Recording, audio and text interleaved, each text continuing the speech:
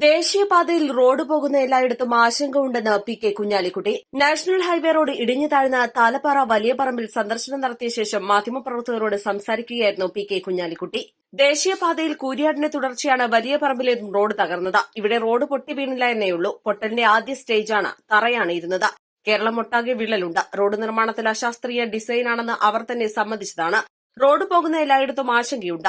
എന്ത് വേണമെന്ന് പറയേണ്ടത് അവരാണ്. മഴ തുടങ്ങിയിട്ടേയുള്ളൂ. ദേശീയപാത കണ്ടുകഴിഞ്ഞാൽ മൊത്തം അന്വേഷണം വേണമെന്നും കുഞ്ഞാലിക്കുട്ടി പറഞ്ഞു. അതെ, ഇപ്പൊ ഈ കൂരിയാടിന്റെ ഒരു തുടർച്ച തന്നെയാണ് ഈ വലിയറമ്പ്, തൊട്ടടുത്തല്ലേ. അപ്പോൾ അവിടെ പിന്നെ താന്ന് റോഡ് പൊട്ടി വീണു. ഇവിടെ പൊട്ടി വീണിട്ടില്ല, പക്ഷേ ഇവിടെ താന്നു. ഓവാലം ഇരുന്നിരിക്കുകയാണ്.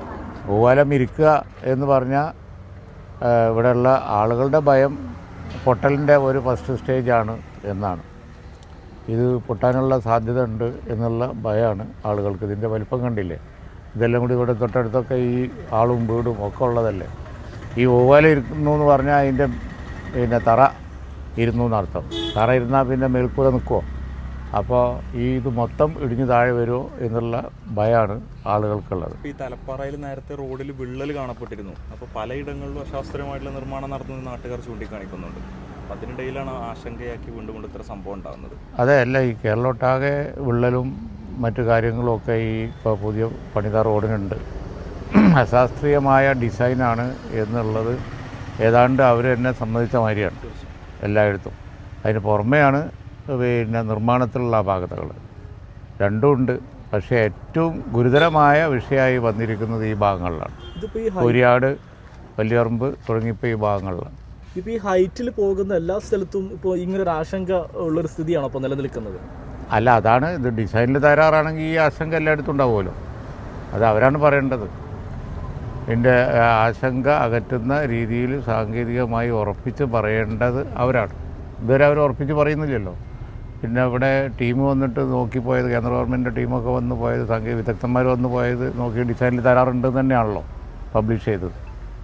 ഡിസൈനിൽ തയ്യാറുണ്ടെന്ന് പറഞ്ഞിട്ടുണ്ടെങ്കിൽ അതിൻ്റെ അർത്ഥം മൊത്തം തകരാറുണ്ട് എന്നാണ്. അപ്പോൾ കൂരിയാട് പോലുള്ള സ്ഥലത്ത് പാലം വേണ്ടി വരും.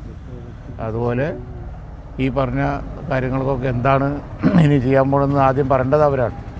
ഇവിടെ ഈ ഓവാലിരുന്നാൽ അതിന് മുകളിലുള്ള ഇവരെ നിൽക്കുക, അതാണ് പ്രശ്നം. ഇതിപ്പോൾ വർഷക്കാലമൊക്കെ തുടങ്ങിയിട്ടല്ലേ ഉള്ളൂ. ഇനി ഓരോ വർഷം വർഷക്കാലം ചെയ്യും. ഈ കൊല്ലം തന്നെ വലിയ മഴ വരാൻ പോകുന്നേ ഉള്ളൂ. ആ കണ്ടീഷനിൽ ഇത് എന്താവും എന്നുള്ള കാര്യത്തിൽ വലിയ ആശങ്ക യാത്രക്കാരും അതിലേറെ ഇപ്പോൾ നാട്ടുകാർക്ക് വലിയ ഭയമുണ്ട്. അതാണ് കഥ. ഈ കൂരിയാട് ഇപ്പോൾ ഇത് പുനർനിർമ്മിക്കണം എന്ന് പറയുന്നു. അപ്പോൾ അവിടെ മാത്രം നടപടി മതി, അതല്ല മൊത്തത്തിലൊരു അന്വേഷണം ആവശ്യമായൊരു സ്ഥിതിയാണ്. അപ്പോൾ പരിശോധനയും ഇത് കണ്ടു കഴിഞ്ഞാൽ മൊത്തം അന്വേഷണം വേണമെന്നുള്ള സ്ഥിതിയാണല്ലോ.